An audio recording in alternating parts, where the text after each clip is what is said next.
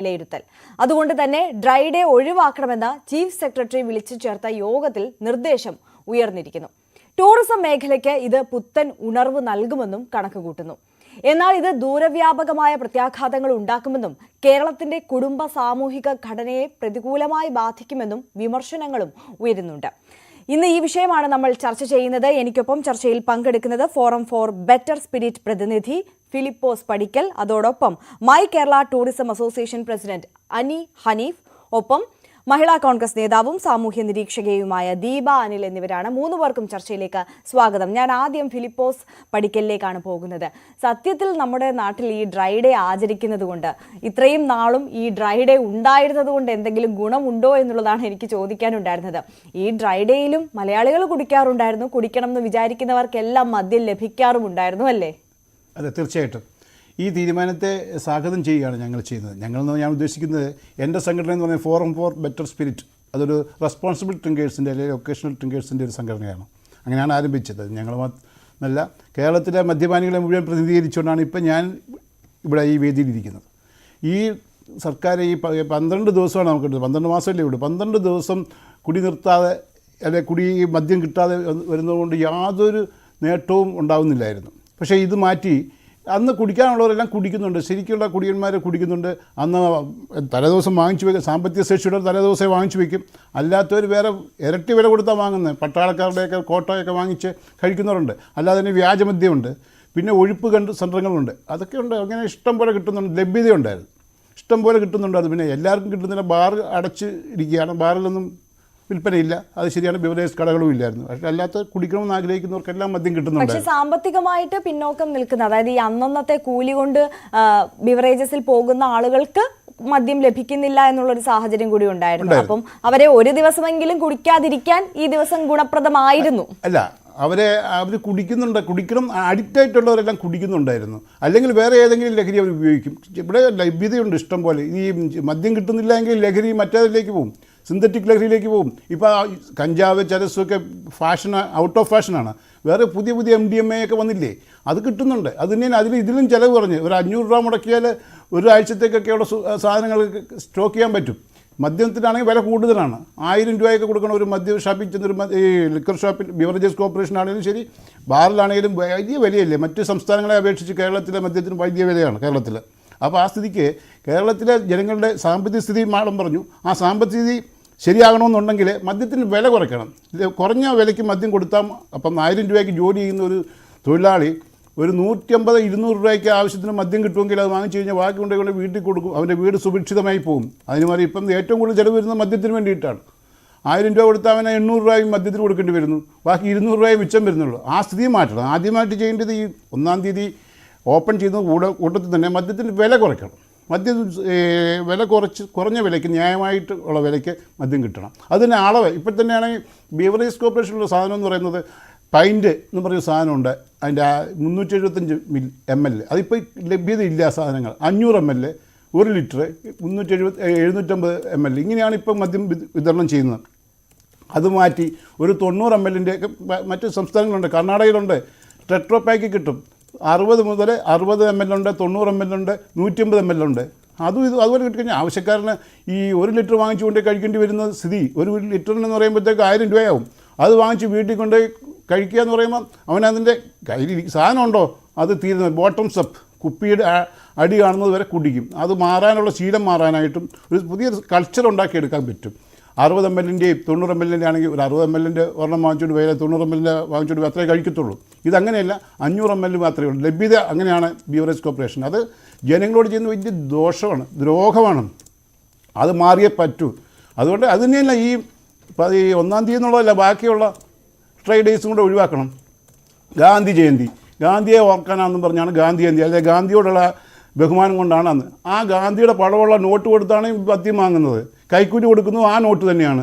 എല്ലാ തെറ്റിനും ആ നോട്ട്, അതിൽ ഗാന്ധിയുടെ പടമുണ്ട്. പിന്നെ എന്തിനാണ് ഈ ഗാന്ധി ജയന്തിക്ക് മാത്രമായിട്ട് ഈ ഡ്രൈ ഡേ വെക്കുന്നത്? അതൊക്കെ മാറ്റണം. എല്ലാ ഡ്രൈ ഡേയും ഏറ്റുക, ലഭ്യത കൂട്ടുക. ലഭ്യത കൂടിയതുകൊണ്ട് അല്ലെങ്കിൽ കുടികാരന്മാരാകണമെന്നില്ല എല്ലാവരും. നമുക്കതിന് ഏറ്റവും വലിയ ഉദാഹരണം എന്ന് പറയുന്നത് ഈ മാഹിയിലാണ്. മാഹിയിൽ 10 സ്ക്വയർ കിലോമീറ്ററാണ്. അതിനകത്ത് 52 ബാറുകളുണ്ട്. അതുകൊണ്ട് അവിടെയുള്ളവരെല്ലാം കുടിക്കന്മാരാണോ? അല്ല. അത് മാറേണ്ട സ്ഥിതിയാണ്. നമുക്ക് ലഭ്യത കൂട്ടണമെന്ന് തന്നെയാണ് പറയുന്നത്. ഇപ്പം നമുക്ക് കേരളത്തിൽ 320 ബാറുകൾ 320 ഔട്ട്ലെറ്റുകളേ ഉള്ളൂ ബെഫ്കോയ്ക്ക്. ബാറുകളാണെങ്കിൽ ഒരു 1000 താഴെയുള്ളൂ. അത് മാറിയിട്ട് ഒരു പഞ്ചായത്തിൽ ഒരു 3 ഔട്ട്ലെറ്റുകളെങ്കിലും സർക്കാർ കൊടുക്കുക. സുഖമായിട്ട് ആൾക്കാർക്ക് ഈ തിരക്കുമില്ലാതെ വെയിലും മഴയും കൊള്ളാതെ വാങ്ങാൻ പറ്റുക. അങ്ങനെയുള്ള സൗകര്യം കൂടി ചെയ്തു കൊടുക്കണം. ഏതായാലും മദ്യം വിൽക്കുന്നുണ്ട്. 20,000 കോടിയാണ് വരുമാനം ഒരു വർഷം. സർക്കാരിൻ്റെ ഏറ്റവും കൂടുതൽ വരുമാനം ഉണ്ടാക്കുന്ന ഒരു പ്രസ്ഥാനമാണിത്. ഏറ്റവും ലാഭമുള്ള പ്രസ്ഥാനം ഇത് തന്നെയാണ്. അതെ, ഇപ്പൊ സർക്കാർ മുന്നിൽ കാണുന്നതും പറയുന്ന ഒരു വിലയിരുത്തലും അത് തന്നെയാണ്. 1-ാം തീയതി മദ്യശാലകൾ തുറന്നാൽ 15,000 കോടിയുടെ ലാഭം ഉണ്ടാകും എന്നുള്ള കണക്കുകൂട്ടലിൽ കൂടിയാണ് അത്തരത്തിലൊരു തീരുമാനത്തിലേക്ക് പോകുന്നത്. പ്രധാനമായും സർക്കാർ മുന്നോട്ട് വെക്കുന്നത് ഈ ടൂറിസം മേഖലയ്ക്ക് ഈ ഡ്രൈ ഡേയുമായി ബന്ധപ്പെട്ട് സംഭവിക്കുന്ന ഇടിവിനെ കുറിച്ച് കൂടിയിട്ടാണ്.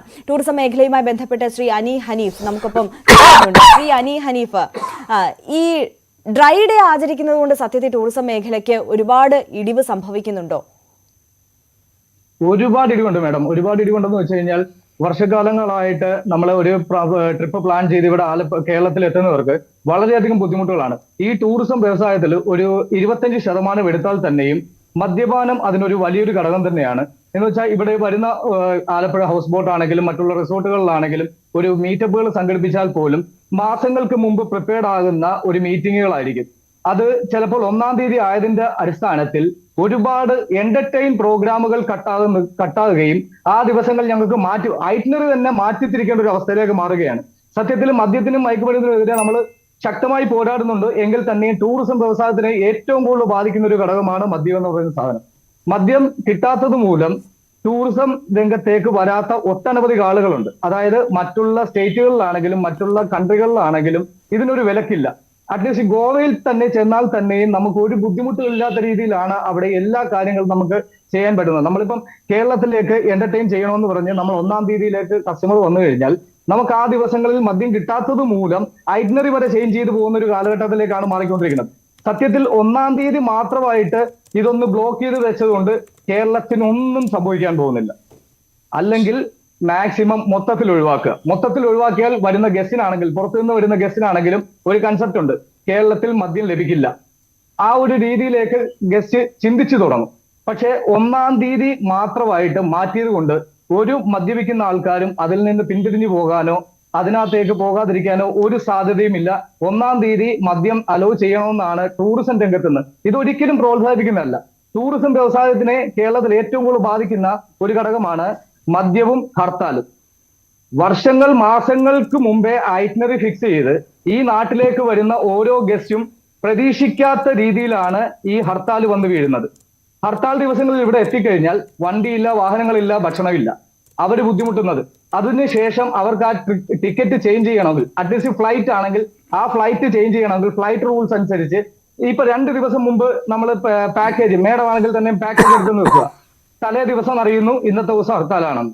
ഹർത്താലിന്റെ അന്നത്തെ ദിവസം നമ്മൾ ഈ ടിക്കറ്റ് ഒന്ന് മാറ്റിവെച്ചാൽ, ഫ്ലൈറ്റ് മാറ്റിവെച്ചാൽ ഒരാളുടെ പേരിൽ 5,000-6,000 രൂപ ലോസ് ആകുവാണ്. ട്രെയിൻ ടിക്കറ്റ് ആണെങ്കിലോ മറ്റൊരു ദിവസത്തേക്ക് കിട്ടത്തുമില്ല. അതുപോലെ തന്നെ മദ്യം 1-ാം തീയതി ഒഴിവാക്കിയത് കൊണ്ട് ഒരു ഗുണവും നമ്മുടെ നാട്ടിൽ ഉണ്ടാകാൻ പോകുന്നില്ല. തലേ ദിവസം മേടിച്ചു വെക്കുന്നവരുണ്ട്, അത് ബൾക്കായിട്ട് മേടിച്ചു വെക്കുന്നവരുണ്ട്. ഇവരെല്ലാം മദ്യപിക്കേണ്ടവർ എങ്ങനെ പോയാലും 1-ാം തീയതി ആയാലും 30-ാം തീയതി ആയാലും മദ്യപിക്കും. മാക്സിമം 1-ാം തീയതി ഇത് സർക്കാർ കൊണ്ടുവരുന്ന ഈ നയം നല്ല രീതിയിലുള്ളതാണെന്നാണ് എന്റെ അഭിപ്രായം. ഒരിക്കലും നമ്മൾ ആരെയും മദ്യത്തിനും മയക്കുമരുന്നിനും പ്രോത്സാഹിപ്പിക്കേണ്ട കാര്യമില്ല. പക്ഷെ ടൂറിസം രംഗത്ത് നിന്ന് നോക്കിയാൽ മദ്യവും ഹർത്താലുമാണ് ഏറ്റവും വലിയ വിഷയം. ഞാൻ താങ്കളിലേക്ക് വരാം. ഇതിപ്പോൾ ആർക്കും ഒരു ഗുണമില്ല എന്ന് പറയുന്നതിനൊപ്പം ഇതിലൊരു മറ്റൊരു വശം കൂടി ഉണ്ട് എന്ന് കൂടി ഓർക്കണം. അതായത് ഞാൻ ദീപ അനിലേക്ക് പോവുകയാണ്. ദീപ, ഇതിപ്പോൾ ഒരു ദിവസം സാധാരണക്കാരെ സംബന്ധിച്ച് ഇതിപ്പോൾ വലിയ തുക കൊടുത്ത് മദ്യം വാങ്ങാൻ കഴിയാത്ത, അന്നന്നത്തെ കൂലി കൊണ്ട് മദ്യം വാങ്ങുന്ന ആളുകളെ സംബന്ധിച്ചൊക്കെ നോക്കുമ്പോൾ, അവരുടെ കുടുംബത്തിലുള്ളവരെ സംബന്ധിച്ച് നോക്കുമ്പോൾ ഈ ഡ്രൈ ഡേ ഒരു ആശ്വാസകരമായ ഒരു ദിവസമാണ്. അന്ന് ഒരു ദിവസമെങ്കിലും ഇവരെയൊക്കെ കുടിക്കാതെ കാണാൻ പറ്റുമല്ലോ, ചെയ്യുന്ന കൂലി അതേപോലെ വീട്ടിലെ എന്തെങ്കിലും ആവശ്യത്തിന് വേണ്ടി ഉപയോഗിക്കാൻ കഴിയുമല്ലോ എന്ന് ആശ്വസിക്കുന്ന ഈ മദ്യപാനികളുടെ കുടുംബത്തിലുള്ള ഒരുപാട് ആളുകളുണ്ട്, സ്ത്രീകളും കുട്ടികളും അടക്കമുള്ളവർ. അവരെ സംബന്ധിച്ച് ഇതൊരു ആശ്വാസകരമായ കാര്യമായിരുന്നു, ഒരു ദിവസമെങ്കിൽ ഒരു ദിവസം കുടിക്കാതിരിക്കുമല്ലോ എന്നുള്ളത്. പക്ഷേ ഈ ഡ്രൈ ഡേ ഒഴിവാക്കുക എന്ന് പറയുമ്പോൾ ഇത് നമ്മുടെ സാമൂഹിക കുടുംബ അന്തരീക്ഷത്തെയൊക്കെ മോശമായി ബാധിക്കുമെന്നുള്ള വിമർശനങ്ങൾ ഉയരുന്നു. അതിനെ എങ്ങനെ കാണുന്നു? അത്തരത്തിൽ ആ ഒരു തലത്തിൽ ഈ വിഷയത്തെ കാണേണ്ടതുണ്ടോ? തീർച്ചയായിട്ടും ഒരു ദിവസമെങ്കിൽ ഒരു ദിവസം മദ്യത്തിന്റെ ഉപഭോഗം പരമാവധി കുറയ്ക്കുക. പൂർണ്ണമായും കുറയ്ക്കും അല്ലെങ്കിൽ പൂർണ്ണമായും 1-ാം തീയതി ആരും മദ്യപിക്കില്ല എന്നുള്ള അവകാശവാദമൊന്നും ഞാൻ പറയുന്നില്ല. കാരണം വേണമെന്നുള്ളവർ വീട്ടിൽ മേടിച്ചുകൊണ്ട് വെച്ചൊക്കെ ഈ പറഞ്ഞതുപോലെ കഴിക്കുന്നുണ്ടാവാം. പക്ഷെ എന്നാലും നമ്മൾ സാധാരണക്കാരുമായി ബന്ധപ്പെട്ട് നിൽക്കുന്നത് കൊണ്ട് തന്നെ ഈ 1-ാം തീയതി എന്ന് പറയുന്ന ദിവസം കേരളത്തിലെ സാധാരണക്കാരായ കുടുംബിനികൾക്ക് വളരെ ആശ്വാസമുള്ള ഒരു ദിവസമായിരുന്നു. 1-ാം തീയതിയാണല്ലോ, ഇന്ന് എന്തെങ്കിലുമൊക്കെ നമുക്ക് ആ ഒരു പൈസ മാറ്റി വെച്ചുകൊണ്ട് എന്തെങ്കിലും കാര്യങ്ങൾ ചെയ്യാം, അല്ലെങ്കിൽ കുട്ടികളുമായിട്ടുള്ള ഒരു എന്തെങ്കിലും കാര്യങ്ങൾക്ക് ഉപയോഗിക്കാം, പുറത്തു പോവുകയോ ഒക്കെ ചെയ്യാനായിട്ട് 1-ാം തീയതി എന്ന് പറയുന്ന ഒരു ദിവസം മദ്യമില്ലാത്ത ഒരു ദിവസം, കേരളത്തിൽ മദ്യമില്ലാത്ത ഒരു ദിവസം എന്ന് നമുക്ക് പറയാം. പൊതുസമൂഹത്തിന്റെ ഉള്ളിൽ അല്ലെങ്കിൽ ഒരു പബ്ലിക് പ്ലേസില്.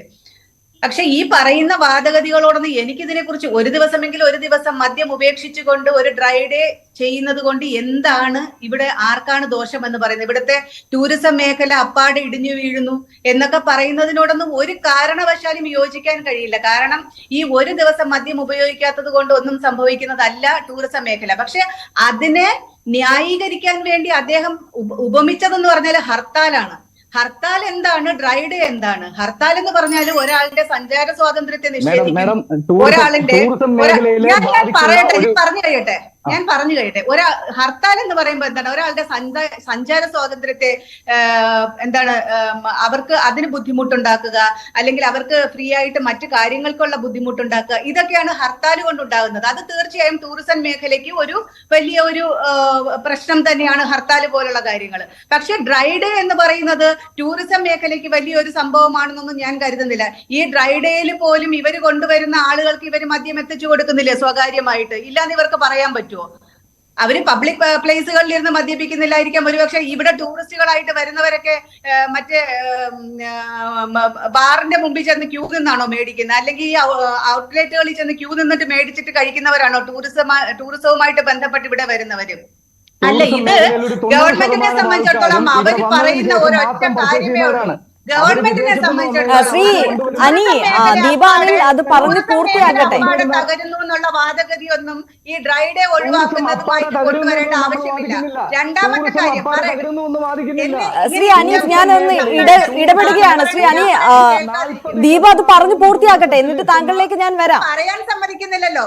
പിന്നെ ഗവൺമെന്റിന്റെ ഭാഗത്ത് നിന്ന് പറയുമ്പോൾ കൃത്യമായിട്ട് ഗവൺമെന്റ് കേരള ജനതയെ മദ്യത്തിൽ നിന്ന് വിമുക്തരാക്കാൻ വേണ്ടിയൊന്നുമല്ല ഈ ഡ്രൈ ഡേ എടുത്ത് മാറ്റുക, അല്ലെങ്കിൽ ആയാസത്തോടെ കിട്ടട്ടെ, അല്ലെങ്കിൽ അവർ ക്യൂ നിന്ന് കഷ്ടപ്പെടണ്ട എന്നുള്ളത് കൊണ്ടൊന്നുമല്ല. കൃത്യമായിട്ട് അതിന്റെ കാര്യം പറയുന്നുണ്ട്. 15,000 കോടി രൂപയുടെ അധിക വരുമാനം ഗവൺമെന്റിന് ഉണ്ടാവുമെന്ന് ചീഫ് സെക്രട്ടറി പറയുന്നതാണ്. അങ്ങനെയാണ് അത് ശുപാർശ ചെയ്യുന്നത് തന്നെ.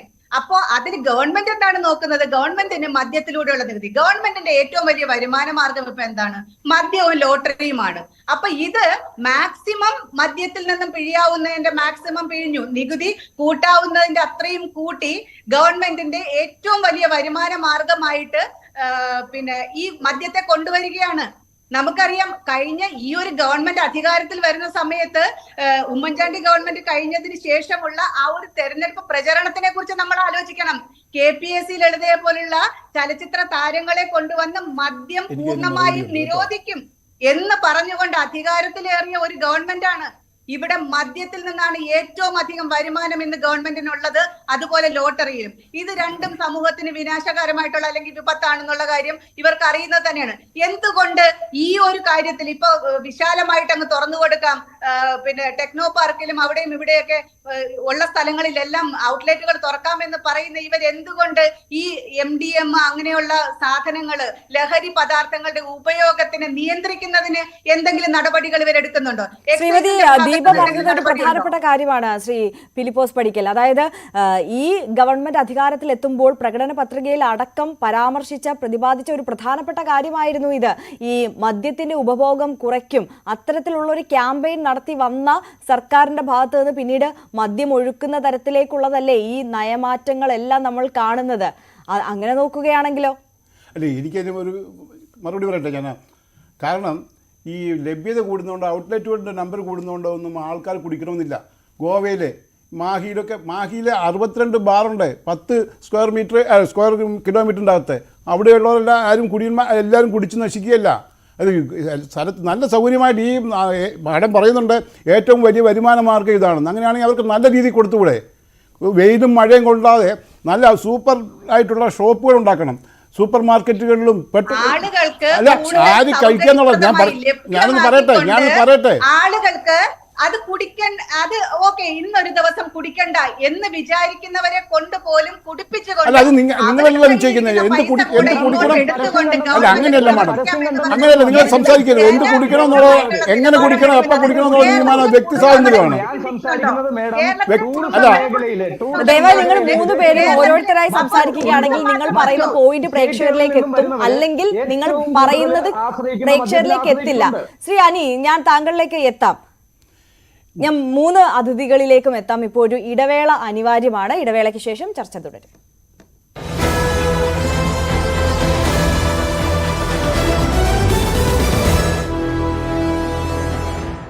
പശ്ചാത്തലമുണ്ട്. എന്തായാലും നഗരസഭ അധികൃതരുടെയൊക്കെ ഭാഗത്ത് നിന്ന് നഗരത്തിലെ വെള്ളക്കെട്ടുകൾ തടയുന്നതിന് വേണ്ടിയിട്ടുള്ള ഊർജിതമായ നടപടികൾ മറുവശത്ത് പുരോഗമിക്കുകയുമാണ്. അതിനിടയിലാണ് വീണ്ടും കാലവർഷം എത്തുന്നതിന് മുമ്പ് തന്നെ വേനൽ മഴ കാലവർഷത്തിനെ ഓർമ്മിപ്പിക്കുന്ന വിധത്തിൽ അതിശക്തമായ രീതിയിൽ തിരുവനന്തപുരത്ത് തുടരുന്ന ഒരു പശ്ചാത്തലമുള്ളത്.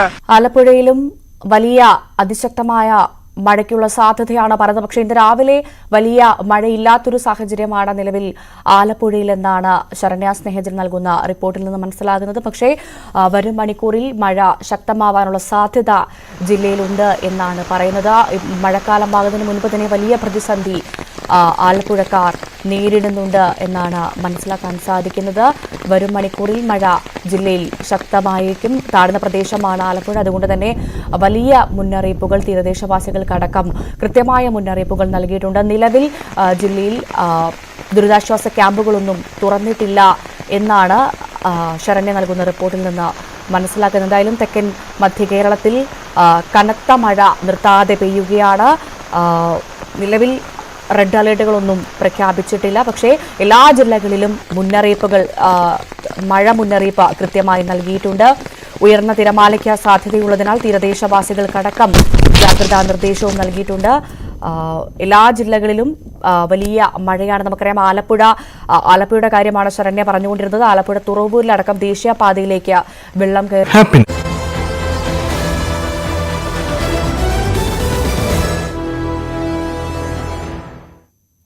ചർച്ചയിലേക്ക് മടങ്ങി വരുമ്പോൾ ഞാൻ ആദ്യം ശ്രീ ഫിലിപ്പോസിലേക്കാണ് പോകുന്നത്. നേരത്തെ നമ്മൾ പറഞ്ഞു വെച്ചെടുത്ത് നിന്ന് തന്നെയാണ് കേട്ടോ തുടങ്ങുന്നത്. അതായത് നേരത്തെ താങ്കൾ സൂചിപ്പിച്ചു ഈ ഔട്ട്ലെറ്റുകളുടെ എണ്ണം കൂടുന്നത് കൊണ്ട് മദ്യപാനികൾ കൂടുമെന്നുള്ളതിൽ ലോജിക്കില്ല എന്നുള്ളത്. പക്ഷേ ഇപ്പോൾ പുതിയ മദ്യനയം തന്നെ നോക്കൂ. IT പാർക്കുകളിലേക്ക് അടക്കം മദ്യശാലകൾ എത്തുന്നു. ഏറ്റവും അവൈലബിളായി, അതായത് ഏറ്റവും ഈസിയായി നമുക്ക് ഇത്തരത്തിലുള്ള ലഹരി വസ്തുക്കൾ അവൈലബിൾ ആവുകയാണ്. അധികം ദൂരേക്ക് അന്വേഷിച്ചു പോകേണ്ട, ക്യൂ നിൽക്കേണ്ട, അത്തരത്തിൽ വളരെ സൗകര്യപ്രദമായി നമ്മളുടെ തീൻമേശകളിലേക്ക് അടുക്കലേക്ക് മദ്യം എത്തുമ്പോൾ സ്വാഭാവികമായും മദ്യപാനികളുടെ എണ്ണം കൂടുകയല്ലേ ചെയ്യുന്നത്? അല്ല, തെറ്റ്. ഞാൻ ഇതിന് ഉദാഹരണമല്ല മാഹിയിലെയും ഗോവയിലെയൊക്കെ കാര്യങ്ങൾ പറഞ്ഞേ. മദ്യം ലഭ്യത കൂടുന്നതുകൊണ്ട് യാതൊരു ദോഷവും കൂടുതൽ ആൾക്കാർ കുടിക്കാത്തവരാരും വാങ്ങിച്ച് കുടിക്കുന്നില്ല. ഇതിനകത്ത് വേറെ സഹോദരി പറഞ്ഞൊരു കാര്യമുണ്ടല്ലോ. 1996 ആന്റണി സർക്കാർ ചാരായം നിരോധിച്ചു. അത് കഴിഞ്ഞ് വന്ന ഇലക്ഷനിൽ LDF വൻ ഭൂരിപക്ഷത്തിലാണ് ജയിച്ചത്. അതുപോലെ തന്നെയാണ് 2016 ഇലക്ഷൻ ഈ ബാറുകളൊക്കെ നിരോധിച്ചു. അത് കഴിഞ്ഞ് വന്നത് LDF വൻ ഭൂരിപക്ഷത്തിലാണ് ജയിച്ചത്. അപ്പോൾ കേരളത്തിലെ ജനങ്ങൾ ആഗ്രഹിക്കുന്നത് മദ്യനിരോധനമൊന്നുമല്ല, ബാർ നിരോധിക്കുന്നതല്ല. അവർക്ക് മദ്യം ഇവിടെ കിട്ടണമെന്നുണ്ട്. ഒരു ദിവസം കേരളത്തിൽ ആകെ 20 ലക്ഷം പേര് മാത്രമേ മദ്യപിക്കുന്നുള്ളൂ, മാക്സിമം പോയാൽ. അതും വിശേഷ ദിവസങ്ങൾ അത് 25 അല്ലെങ്കിൽ 30 ലക്ഷം ആവുന്നുള്ളൂ. അല്ലാതെ കേരളത്തിലെ 3.5 കോടി ജനങ്ങളും മദ്യപിക്കുന്നില്ല. ഇത് തെറ്റായിട്ടുള്ള ധാരണ ഈ മാധ്യമങ്ങൾ പരത്തുന്ന വാക്കുകളൊക്കെയാണ്. പക്ഷേ ഒരു കാര്യം ചോദിക്കട്ടെ, പക്ഷേ ഓരോ ദിവസവും പുതിയ മദ്യപാനികളുടെ എണ്ണം വർദ്ധിക്കുന്നില്ലേ? പുതിയ ആളുകൾ ഇതിൽ ഇൻഫ്ലുവൻസ്ഡ് ആയി വരുന്നില്ലേ? ഇല്ല, തെറ്റായിട്ടുള്ള ധാരണയാണ്. ഞാനൊരു കണക്ക് പറയാം. ഇപ്പം 20,000 കോടി രൂപയാണ് വിറ്റുവരവെന്ന് പറയുന്നത്. അത് എന്തുകൊണ്ടാണെന്ന് അറിയാം? അത് വർഷാവർഷം കൂടുന്നത്, അതിൻ്റെ വില, മദ്യത്തിൻ്റെ വില കൂടുന്നത് കൊണ്ടാണ്. ഈ വർഷം കൂടിയത് 20% മുതൽ 30% വരെയാണ് മദ്യത്തിൻ്റെ വില കൂടിയത്. അതുകൊണ്ടാണ് ഈ ഇത്രയും വലിയ എമൗണ്ട് ഉണ്ടാകുന്നത്, റവന്യൂ ഉണ്ടാകുന്നത്. അല്ലാതെ കുപ്പിയുടെ സെല്ലിംഗ് കൂടുന്നില്ല, അത് കുറയുകയാണ് ചെയ്യുന്നത്. ബ്യൂറേജ് കോർപ്പറേഷൻ്റെ കണക്കനുസരിച്ച് 8% കഴിഞ്ഞ വർഷത്തെക്കാളും വിറ്റുവരവ് വിൽക്കുന്ന കുപ്പികളുടെ കണക്ക് കുറവാണ്. അത് അന്വേഷിച്ചാൽ അറിയാൻ പറ്റും. അല്ലാതെ കേരളത്തിലുള്ളവരെല്ലാം മദ്യപിച്ച് കിടക്കുകയല്ല. അതിനൊക്കെ ഒരു ഇപ്പം മാരകമായ രാസപദാർത്ഥങ്ങൾ അടങ്ങിയ ലഹരികൾ ഇഷ്ടം പോലെ കിട്ടുന്നുണ്ട്. അത് എവിടെ വേണമെങ്കിലും കൊണ്ടുതരും. ഹോം ഡെലിവറിയാണ്. മദ്യത്തിന് അങ്ങനെ കിട്ടുന്നില്ലല്ലോ. അതുകൊണ്ട് മദ്യം ഈ 1-ാം തീയതി ഒരു ദിവസം മദ്യം വിറ്റതുകൊണ്ട് കേരളത്തിലെ ആൾക്കാരെല്ലാം കുടിയന്മാരാകുന്നുമില്ല, നശിക്കുന്നുമില്ല. തെറ്റായിട്ടുള്ള സഹോദരി പറഞ്ഞത് തെറ്റാണ്. അതുകൊണ്ട് ടൂറിസത്തെക്കുറിച്ച് എനിക്ക് അഭിപ്രായമില്ല. കേരളത്തിലെ നാട്ടുകാരെ കുറിച്ച് ഞാൻ പറഞ്ഞത്. വരുന്നവരെ മറ്റ് സംസ്ഥാനങ്ങളിൽ നിന്നൊക്കെ വരുന്നവർക്കാണ് വാങ്ങിച്ചു വെച്ച് റൂമിൽ വെച്ച് വാങ്ങിച്ചു വെച്ച് കുടിക്കാൻ പറ്റും, അല്ലെങ്കിൽ നേരത്തെ വാങ്ങിച്ചു വയ്ക്കാൻ പറ്റും. അതല്ല ഇവിടെ പ്രശ്നം. സാധാരണക്കാരന് അമിതമായ വില കൊടുത്ത് 1-ാം തീയതി വാങ്ങിച്ച് കുടിക്കേണ്ടി വരുന്നു. അത് മാറും. അത് തന്നെയല്ലേ മറ്റ് ഒരു ദിവസം നിർത്തിക്കൊണ്ട് എന്ത് ഗുണം ഉണ്ടാകാൻ പോകുന്നത്? ശ്രീ ആനി, ഈ ടൂറിസം മേഖല ഇത് എങ്ങനെയാണ് ഇത്രത്തോളം പ്രതികൂലമായി ബാധിക്കുന്നത് എന്നുള്ളത് ഒരു ചോദ്യം തന്നെയാണ്. ഇത്തരത്തിൽ ഒരു ദിവസം ഡ്രൈ ഡേ ആകുന്നത് കൊണ്ട് അത്രത്തോളം വലിയ സാമ്പത്തിക നഷ്ടം ഈ ടൂറിസം മേഖലയിൽ ഉണ്ടാകുന്നുണ്ടോ? നേരത്തെ ദീപ ചോദിച്ച ഒരു ചോദ്യം കൂടി തന്നെയാണ് എനിക്ക് മറുപടി നൽകാം. ടൂറിസം മേഖലയിൽ ഇത് ബാധിക്കുന്നത് എന്തെന്ന് വെച്ച് കഴിഞ്ഞാൽ, നമ്മളൊരു ഐറ്റിനറി പ്ലാൻ ചെയ്ത് കഴിഞ്ഞാൽ ഇതിന്റെ ഇടയിൽ 1-ാം തീയതി വിടുന്നു. ഇവിടെ വരുന്ന ടൂറിസം മേഖലയെ ഇനിയിപ്പം ഏതൊരു ജില്ല ആയിക്കോട്ടെ, ഏതൊരു ജില്ലയിലാണെങ്കിൽ തന്നെയും, നമ്മുടെ ആലപ്പുഴ എക്സാമ്പിൾ ആലപ്പുഴയിൽ ആണെങ്കിൽ തന്നെയും ഏതൊരു ജില്ലയിലേക്കും വരുന്ന ഓരോരോ ഗസ്റ്റിനും അതിന് എന്റർടൈൻ ചെയ്യാനാണ് മാക്സിമം ഗസ്റ്റ് ഇവിടെ എത്തുന്നത്. അതിനകത്ത് അഭിവാജ്യ ഘടകമായിട്ട് ഒരു ടൂറിസത്തിലെ ഗസ്റ്റ് ഒരു 10 പേര് വന്നാൽ അത് ഒരു 4 പേരെങ്കിലും മദ്യപിക്കുന്ന വ്യക്തികളുണ്ടാവും. അന്നത്തെ ദിവസം മദ്യം കിട്ടാത്തത് കാരണം അവിടെ അലഞ്ഞു തിരിഞ്ഞ് നടക്കുന്ന ഒരു ബുദ്ധിമുട്ടിലേക്കാണ് മാറിക്കൊണ്ടിരിക്കുന്നത്. നമ്മൾ ഒരു മദ്യത്തെയും ഇത് പ്രോത്സാഹിപ്പിക്കുന്നില്ല. മദ്യവും മയക്കുമരുന്നും നമുക്ക് വിനാശം തന്നെയാണ്. പക്ഷെ എങ്കിൽ തന്നെയും ടൂറിസം മേഖലയിൽ ഇവിടെ എത്തുന്ന ടൂറിസ്റ്റ്, എക്സാമ്പിൾ ഒരു ഫോറിനേഴ്സ് വരുന്നു, ഗോവയിലേക്ക് പോയി കഴിഞ്ഞാൽ അവർക്ക് ഈ 24/7 എല്ലാ സമയവും അവർക്ക് മദ്യം ലഭിക്കുന്നുണ്ട്. അതിൽ നിന്നും സംതൃപ്തി കണ്ടെത്തുന്നവരാണ് മിക്ക ഫോറിനേഴ്സും. അതുപോലെ തന്നെ നിർത്തുവാണെങ്കിൽ 365 ദിവസവും നിർത്തണം. അല്ലാതെ ഒരു ദിവസം മാത്രം ക്ലോസ് ചെയ്ത് വെച്ചതുകൊണ്ട് ഈ നാട് നന്നാകാൻ പോകുന്നില്ലെന്നാണ് എന്റെ അഭിപ്രായം. മാക്സിമം ടൂറിസം മേഖലയ്ക്ക് ഇത് വലിയൊരു അടി തന്നെയാണ്. ഇത് തുറന്നതുകൊണ്ട് ടൂറിസം മേഖലയ്ക്ക് നല്ല കാര്യങ്ങളെ ഉണ്ടാകത്തുള്ളൂ. സത്യത്തിൽ സർക്കാരിന് പൈസ വരുന്നുണ്ടെങ്കിൽ അത് നല്ലൊരു കാര്യം തന്നെയാണെന്നാണ് എന്റെ അഭിപ്രായം. മദ്യത്തെ നമ്മൾ ഒരിക്കലും പ്രോത്സാഹിപ്പിക്കുന്നില്ല. ഇതിനുപരിയായിട്ട് സർക്കാർ തല അല്ലെങ്കിൽ മറ്റൊരു പ്രാദേശിക തലത്തിൽ നിന്നും മദ്യത്തിനും മയക്കുമരുന്നിനും എതിരെയുള്ള ക്ലാസുകൾ സംഘടിപ്പിക്കുകയും ഇതിനെ ബോധവാനാക്കുകയും ചെയ്യണമെന്നാണ് എന്റെ അഭിപ്രായം. ഞാൻ നാട്ടുകാരുടെ കാര്യമല്ല പറയുന്നത്. പുറത്തുനിന്ന് നാളുകൾ കൊണ്ട് ബുക്ക് ചെയ്ത് ഇവിടെ വരുന്ന ഗസ്റ്റിന് എന്തായാലും എയർപോർട്ടിൽ നിന്ന് മാക്സിമം 3 ബോട്ടിൽ 2 ബോട്ടിലൊക്കെ അലോ ചെയ്യത്തുള്ളൂ. അവർക്ക് ഈ വരുന്ന വിദേശത്തിൽ ഇവരുടെ ലഗേജിന്റെ കൂടെ ബോട്ടിൽ കൊണ്ടുവരാൻ പറ്റുമോ? ഈ മേഡം പറയുന്ന കണക്ക് തലേ ദിവസം മേടിച്ചു വെക്കാനുള്ള സോഴ്സ് ഉണ്ടോ അവർക്ക്? അങ്ങനൊന്നുമില്ല. 1-ാം തീയതി ഡ്രൈ ഡേ ആണെന്ന് ഇവിടെ വന്നതിന് ശേഷം മാത്രം അറിയുന്ന ഗസ്റ്റുകൾക്ക് അത് വളരെയധികം ബുദ്ധിമുട്ടുകളാണ് ഉണ്ടാക്കിക്കൊണ്ടിരിക്കുന്നത്. ഈ ടൂറിസം മേഖലയിൽ ഒരു 20-25% അല്ലെങ്കിൽ 100 പേര് വന്നാൽ 50% മദ്യപിക്കാൻ മാത്രമായിട്ട് വരുന്ന ഗസ്റ്റുകളുണ്ട്. അവർക്ക് ഇത് വളരെ രീതിയിൽ ബുദ്ധിമുട്ടുന്നുണ്ട്. ഇതൊരിക്കലും മദ്യത്തിനെ പ്രോത്സാഹിപ്പിക്കുന്ന രീതിയിലുള്ള വാക്കുകളല്ല ഞാൻ ഈ പറയുന്നത്. അല്ല, അനിൽ പറഞ്ഞത് ഈ 365 ദിവസം നിർത്താൻ പറഞ്ഞാൽ അതൊന്നും നടക്കുന്ന കാര്യമില്ല. ലോകത്ത് ഒരിടത്തും പൂർണ്ണമായി വിജയിക്കാത്തൊരു സംഭവം നടക്കത്തില്ല. മേഡത്തിന്റെ പറഞ്ഞിട്ട് കാര്യമുണ്ടോ? പക്ഷെ ഒരു കാര്യമുണ്ട് ശ്രീമതി ദീപ, അതായത് ഇവർ ഈ പറയുന്നത് പോലെ ലഹരി വിരുദ്ധ ക്യാമ്പയിനുകളാണ് നടത്തേണ്ടത്. മദ്യം അല്ലെങ്കിൽ മദ്യത്തിന്റെ ലഭ്യത കുറയ്ക്കുകയല്ല വേണ്ടത് എന്നുള്ളതാണ്. അങ്ങനെയാണെങ്കിൽ ഇത് രണ്ടും വളരെ വൈരുദ്ധ്യമായ സ്റ്റേറ്റ്മെന്റുകളായി പോവില്ലേ? ലഭ്യത കൂടുന്തോറും ഇവര് പുട്ടിന് പീരയിടുന്നത് പോലെ പറയുന്നുണ്ട്. ഞങ്ങൾ മദ്യത്തിനെ പ്രോത്സാഹിപ്പിക്കുകയല്ല, പക്ഷേ മദ്യം എല്ലാ ദിവസവും ഇവിടെ ലഭ്യത ഉണ്ടാവണം എന്ന് പറയും. മനസ്സിലാകത്തുള്ളൂ. ഓരോ സഹോദരി ഞാൻ പറഞ്ഞിട്ടില്ല, ഞാൻ പറയത്തുമില്ല. കൊറോണ അല്ല, സമയങ്ങളിൽ നിങ്ങൾ എന്നെ സംസാരിക്കാൻ അനുവദിക്കില്ലെങ്കിൽ എന്റെ ടേൺ ശ്രീമതി ദീപ പറയട്ടെ. നിങ്ങൾ സംസാരിക്കുന്ന സമയത്ത് ഞാൻ നിങ്ങളെ പറഞ്ഞോളൂ. ശല്യപ്പെടുത്തുന്നുണ്ടോ? ഈ ഹൈപ്പർ ആക്റ്റീവ് ആയിട്ട് ഇങ്ങോട്ട് പറയുമ്പോ തന്നെ നമുക്കറിയാമല്ലോ എന്തൊക്കെയോ ഇത് എന്താണ് അടിച്ചേൽപ്പിക്കാനുള്ള, അല്ലെങ്കിൽ നിങ്ങൾ പറയുന്നതൊക്കെ ശരിയാണ് എന്ന് ബോധിപ്പിക്കാനുള്ള ഒരു കാര്യമാണല്ലോ. നിങ്ങൾക്ക് നിങ്ങളുടേതായിട്ടുള്ള ന്യായീകരണങ്ങൾ ഉണ്ടാവും, എനിക്ക് എന്റേതായിട്ടുള്ള നിലപാടുകൾ ഉണ്ടാവും. ദീപ പോയിന്റിലേക്ക് വരും. നിങ്ങൾ പറഞ്ഞില്ലേ, പിന്നെ എന്റെ ടേൺ വരുമ്പോ നിങ്ങൾ അതിന്റെ ഇടയിൽ കയറി സംസാരിക്കണം. എന്റെ ഓരോ വാചകത്തിന്റെ ഇടയിൽ കയറി എന്നെ തടസ്സപ്പെടുത്തുന്ന എന്തിനാ? ഞാൻ പറയുന്നത് ഇതിന്റെ അകത്ത് ഗവൺമെന്റ് പറഞ്ഞേക്കുന്നത് മദ്യം ഇല്ല. ഒരു ദിവസം എന്തുകൊണ്ട് ഒരു ദിവസം നമ്മൾ ഡ്രൈ ഡേ ആക്കി? അന്ന് എന്തുകൊണ്ട് ഇവർക്ക് ടൂറിസത്തിന്റെ കാര്യമൊന്നും ഇവർക്ക് പ്രശ്നമല്ലായിരുന്നോ? ഇന്നിപ്പോ ഇത് മാറ്റണം എന്ന് ഗവൺമെന്റ് പറയുമ്പോ അതിന് കൃത്യമായിട്ട് ചീഫ് സെക്രട്ടറി പറയുന്നത് 15,000 കോടി രൂപയുടെ അധിക വരുമാനം ഉണ്ടാകുമെന്നുള്ളതാണ്.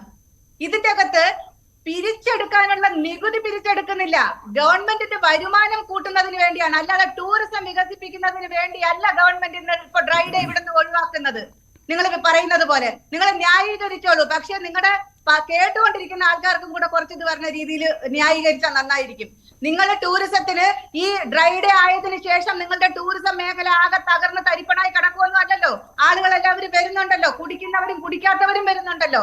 അപ്പൊ അതൊന്നുമല്ല കാര്യം. ഗവൺമെന്റിനെ സംബന്ധിച്ചിടത്തോളം ഇവിടുത്തെ ടൂറിസം മേഖലയോ അല്ലെങ്കിൽ ഇവിടുത്തെ ജനങ്ങളുടെ കാര്യമോ ഒന്നും അവരെ സംബന്ധിച്ചിടത്തോളം പ്രശ്നമല്ല. അവരുന്നയിക്കുന്ന ഒരൊറ്റ കാര്യം എന്ന് പറഞ്ഞാല് 15,000 കോടി രൂപയുടെ അധിക വരുമാനം ഗവൺമെന്റിനുണ്ടാവും. ഈ മദ്യത്തിൽ നിന്ന് വരുമാനം ഉണ്ടാക്കി ജീവിക്കേണ്ട അല്ലെങ്കിൽ കഴിഞ്ഞു പോകേണ്ട ഒരു ഗവൺമെന്റിന്റെ ഒരു അവസ്ഥയെ കുറിച്ചാണ് ഞാനിവിടെ സൂചിപ്പിക്കുന്നത്. അതോടൊപ്പം തന്നെ ലോട്ടറിയും, ഈ രണ്ട് കാര്യമാണ് ഗവൺമെന്റ്. ഇതിന്റെ അകത്ത് മദ്യം മുതലാളിമാരിൽ നിന്ന് തന്നെ 610 കോടിയോളം രൂപ പിരിച്ചെടുക്കാനുണ്ട്. അത് ശരി, തീർച്ചയായും ദീപ പറഞ്ഞ പോയിന്റിലേക്ക് എത്തുകയാണെങ്കിൽ സാമ്പത്തികം തന്നെയാണ് സർക്കാരിന്റെ മുന്നിലുള്ള ലക്ഷ്യം. എന്തായാലും സമയപരിമിതി ഉള്ളതുകൊണ്ടാണ് ഞാൻ ഇടപെടുന്നത്. ചർച്ചയിൽ പങ്കെടുത്ത എല്ലാ അതിഥികൾക്കും ശ്രീ ഫിലിപ്പോസ്, അതോടൊപ്പം അനി ഹനീഫ്, ദീപാനിൽ വളരെ നന്ദി ചർച്ചയിൽ പങ്കെടുത്തതിനും എത്തിയതിനും. ചർച്ച ഇവിടെ പൂർണ്ണമാവുകയാണ്. നമസ്കാരം.